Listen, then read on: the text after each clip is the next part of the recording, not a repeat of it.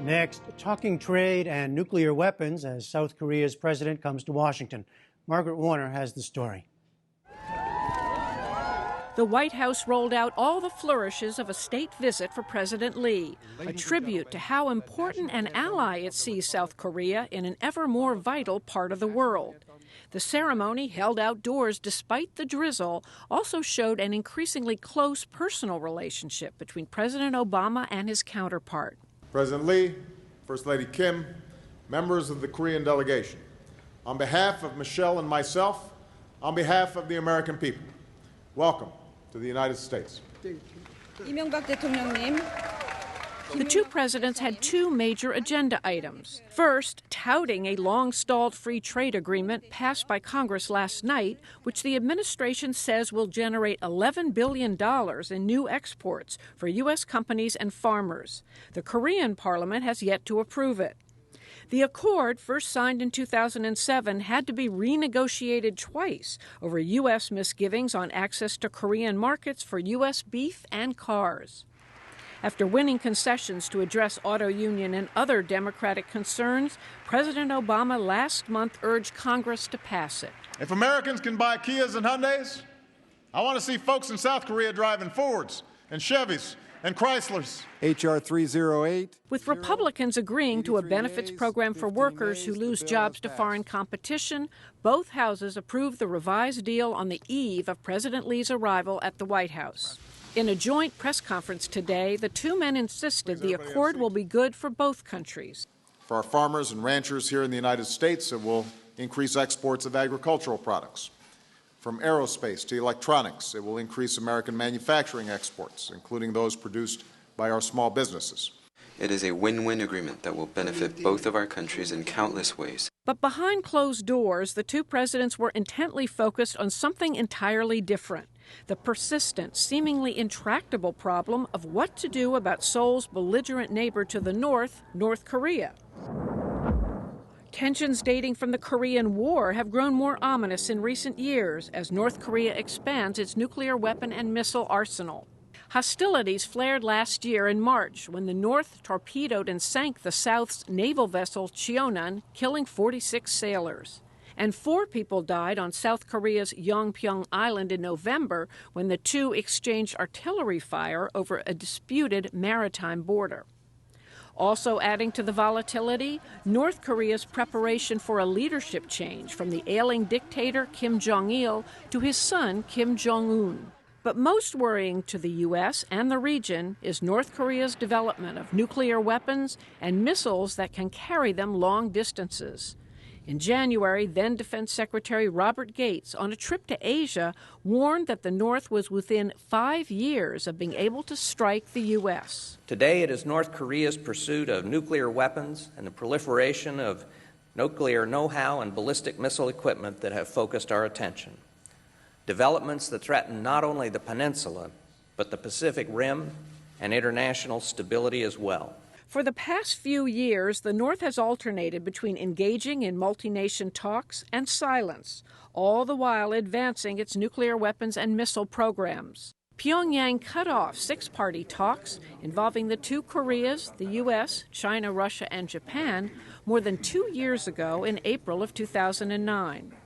We asked Stanford University visiting scholar Robert Carlin, who spent decades at the State Department and the CIA, where things stand now. Nowhere. Seriously. We've probably lost a lot of ground, and for the last 10 years there's been a real void, and absolutely nothing has been accomplished. They had 2 nuclear tests, they perfected their uranium enrichment, and they worked on their missile delivery program. And that's where we are today. That leaves Presidents Obama and Lee in a quandary. Do they make moves in North Korea's direction to get talks restarted? Or do they stick to their preconditions, which the North has so far refused to meet? With North Korea, you never have a good option. Victor Cha, former top official at the National Security Council, is Korea chair at the Center for Strategic and International Studies. He thinks the Obama administration is reluctantly edging toward meeting the North's push for direct talks with the U.S. over the nuclear issue and over normalizing diplomatic relations. You only have bad options or worse options. The worst option is to leave them alone and let their nuclear and missile program go completely unabated for 4 years of Obama. That's a very bad situation. So you're left with a position where they have to negotiate. They have to hold their nose and negotiate in hopes of being able to contain a crisis of some sort. And that's where they are today. U.S. and North Korean officials held one direct meeting in New York in July, ostensibly to discuss how to get back to the six-nation talks. What we're seeing now is an attempt to create a thaw in the relationship. But even small moves like that make South Korea nervous. President Lee has taken a tough line with the North, refusing engagement or further aid despite the North's food shortages until certain preconditions are met. So far, the U.S. has joined in insisting on those conditions. They need to promise not to do nuclear missile tests. They have to promise not to attack South Korea again. They have to freeze the plutonium program at Yongbyon, and then they have to allow in inspectors to the uranium program, also at Yongbyon. The North Koreans have not given any public sense that they're willing to meet any of those pre-steps. Carlin thinks the preconditions are self-defeating.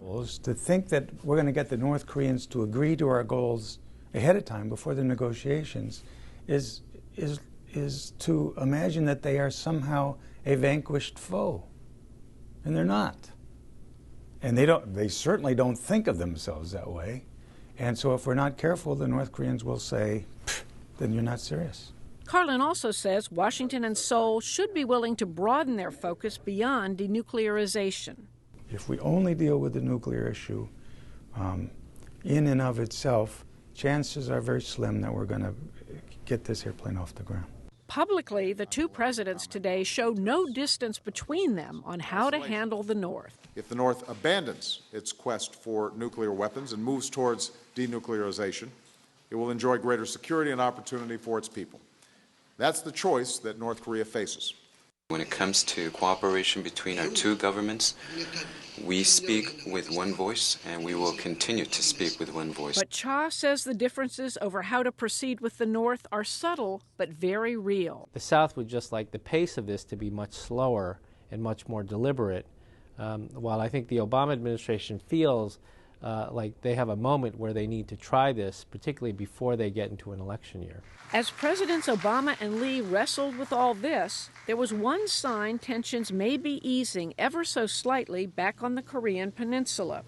South Korea said Tuesday it will allow 120 firms to restart construction on a joint industrial park inside North Korea's border.